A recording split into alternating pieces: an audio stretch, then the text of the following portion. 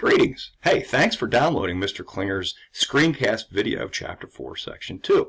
Before I begin with this PowerPoint lecture, you will need to, if you haven't already, download the accompanying guide sheet that goes with this PowerPoint video. It is entitled Chapter 4, Section 2, and you can find it on the Sapphire Community Portal. As you can see here, you'll have to define two key terms. There's a link right here to a brief but very informative video on what it was like to be a sharecropper in the late 1860s. And as always, Mr. Klinger has a few essential questions for you to answer at the end of this lesson. Please complete this guide sheet in its entirety for tomorrow. What do you say we get started? The two visuals in the title slide here, the one on the left is the southern states. It's like a jigsaw puzzle Reconstruction was. The 12 southern states have not been readmitted back into the United States. There are conditions, quite a few conditions, that the North placed upon them before they could be admitted back in the United States, and that's what this entire unit is about. The visual, here to the right is a bombed out Richmond, and that's what Richmond looked like after the war when Grant and the Union Army was done with it. Goals and objectives. Upon completion of this lesson, you'll be able to define sharecropper and black codes, and hopefully be able to describe how Reconstruction affected life in the South for former slaves. And as mentioned earlier, here are the three essential questions to be answered. Pay attention to this PowerPoint lecture, and you will get all three of these answers somewhere along, and they do go in order, folks. How do former slaves improve their lives? How was sharecropping during Reconstruction similar to slavery before the Civil War? And finally, how did black codes passed by southern state governments restrict the lives of former slaves? And now for some answers. A. Former slaves improved their lives. Potential essential answer right here in this slide. During Reconstruction, the 12 years after the Civil War, African Americans founded their own churches. They weren't allowed to do that when they were slaves, and many of the African American ministers became important religious and political leaders in their communities.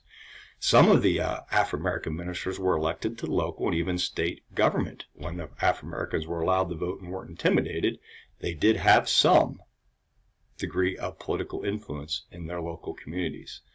As you can see, the visual in the upper right is a church, and during Monday through Friday in that church, it was used for school.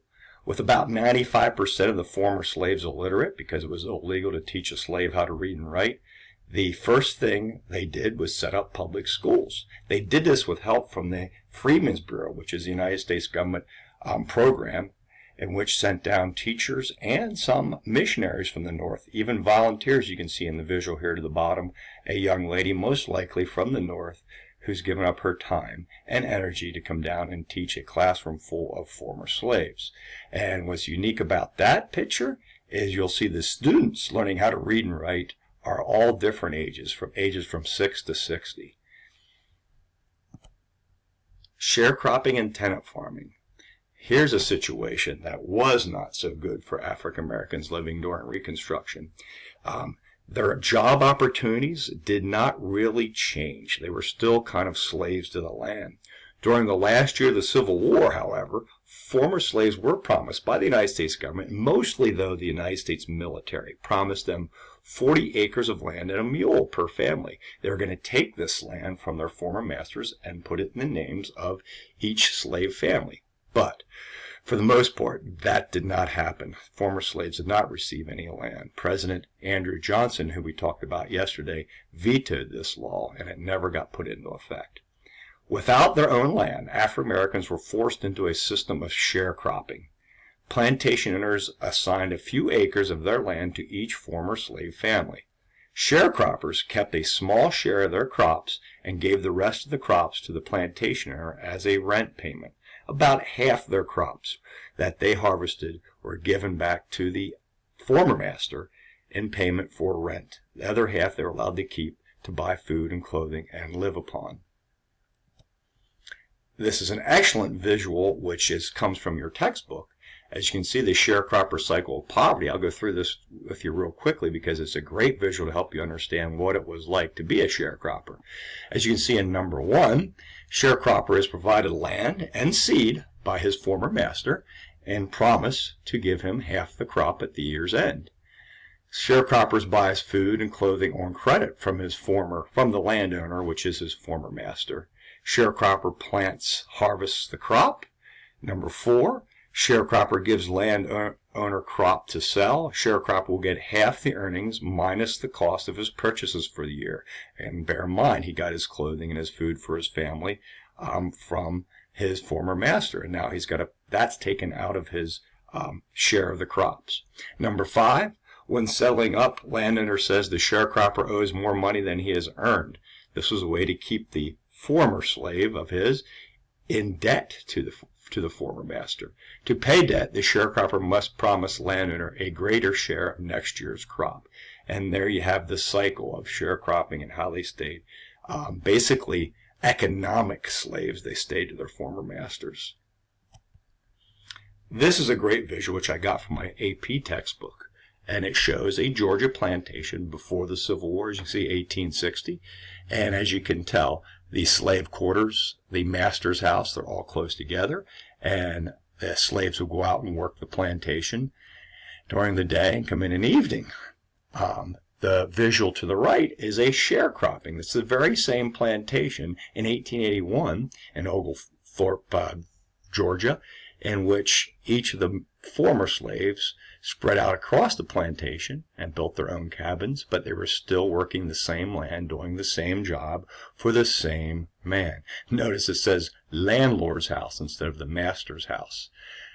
One that's really unique to this, and here's again how they improved their lives, is just off the plantation you can see a church and a school which they set up. And that again is at least one positive of sharecropping. Notice there is no church or school on the visual of the plantation prior to the Civil War.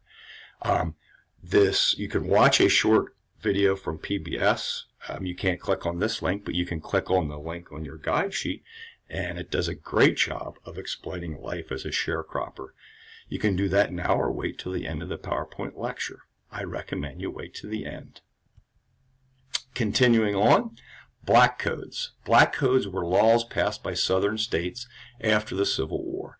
These southern states were still being run by white men. As you can tell, you'll be able to see from some of these black codes. These laws had the intent and the effect of restricting African Americans' freedom and compelling them to work for their former master for low wages. If you look at the visual, I have an explanation of the visual here to the right. It looks like these former slaves are in prison garb and the chain gang, and if that's what you think it is, it is. But how and why? The visual above are freedmen who refused to sign labor contracts with former masters. They didn't want to work for them. They didn't have a job, so the local sheriff arrested them for vagrancy. You had to have a job or signed a labor contract, and if you did not, you were sent to prison to work anyhow. Here's some examples of some of the more blatant black codes passed by southern states. The very first one in all the black codes in all the states was race was defined by blood. The presence of any amount of black blood made one black. Because there were a lot of, before the Civil War, during slavery, there were a lot of mulatto or children who were African-American children who were daughters or sons of white fathers, the plantation owner. These folks would be deemed officially black in most southern states. The second one, employment was required of all freedmen. Violators were faced vagrancy charges, you saw in the visual previous slide. Number 3, freedmen could not assemble without the presence of a white person.